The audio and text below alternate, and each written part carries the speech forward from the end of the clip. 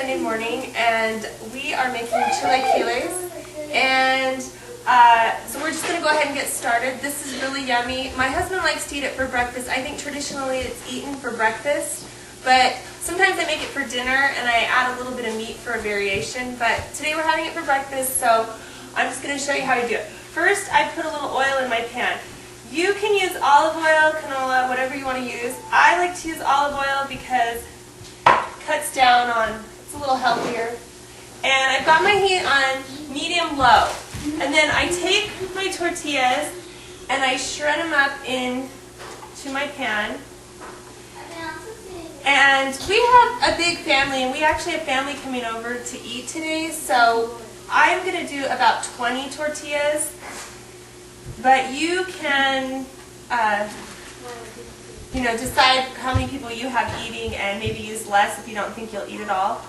And while I'm doing this, I have taken some tomatoes. Now, I told you that I have a lot of tomatoes in my garden, so we're just making all sorts of recipes with tomatoes lately.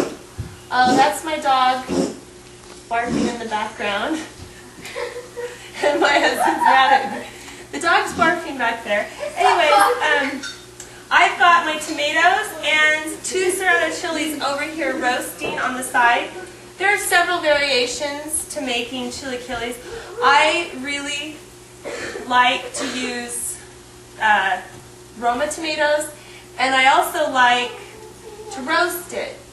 Like I said, there's several variations. I personally love this. My husband loves it. I think that it's a winner dish, so you ought to try it and let me know what you think. All right. I also have found that it's better to do your tortillas on a medium-low heat and let them cook up a little bit longer and slower than on a high heat. Basically, I put some oil in the pan, like I said, and I'm just going to let them toast up. Now, something else I have going on, I'm doing some beans as well on the back. And I'll teach you how to do those another day. But what I'm going to do now, I'm going to come over here and I'm going to put my tomatoes into my blender. Now, some people will tell you that you need to peel the tomatoes. I do not, and I think they taste great. Once again, you're always welcome to send me a comment and let me know how you feel about that. If you like it better without, tell me why. But I've got, my tomatoes are a little bit smaller. I've told you that before from my garden. So I've got quite a few here. So if your tomatoes are smaller, I think I have like 10 to 12. But if you've got bigger ones, then, cut that in half. I've also got my chili here. I start with one because I make this for my kids, and so we've kind of got to control the heat. Throw my chili in there. I didn't peel it either. I put some salt. I'm going to turn the blender on. You know the routine. We'll come back as soon as this blends. Okay, we've blended it up. Now I'm going to take it over to a pan I have over here that I have on medium heat. And I'm just going to put just a drizzle of oil in that pan. And like I said, that pan's already heated up. And I'm going to pour my sauce right into it. I'm going to let my sauce simmer for about 10 minutes on medium heat. And after that, we'll go to the next step. You got to see my dog. My dog likes to lay next to me while I cook. This is Allie. I don't know where Felice is. Yes, we have one dog with a Mexican name, one with an American name. Just like our family. Oh, and she has the snorts today. What's up with that, Allie? All right. Anyways, we'll be back, and we'll move on to the next step. Now, we'll simmer away for about 10 minutes. I'm going to pour it on top of my tortillas now. They're nice and ready. They're lightly crisp. I don't want to give you the impression that these are really crunchy. It's just kind of lightly toasted up.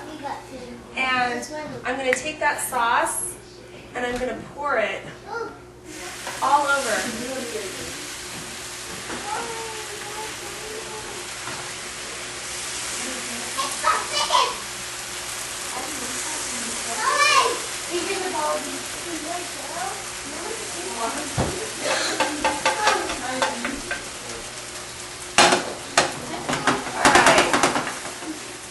Make sure it's all coated nice and evenly.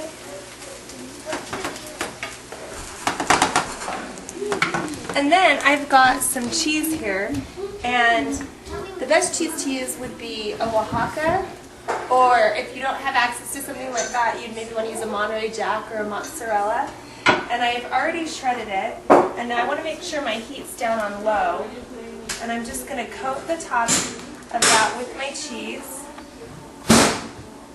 And I think you remember I told you I love cheese, so I like to load it on.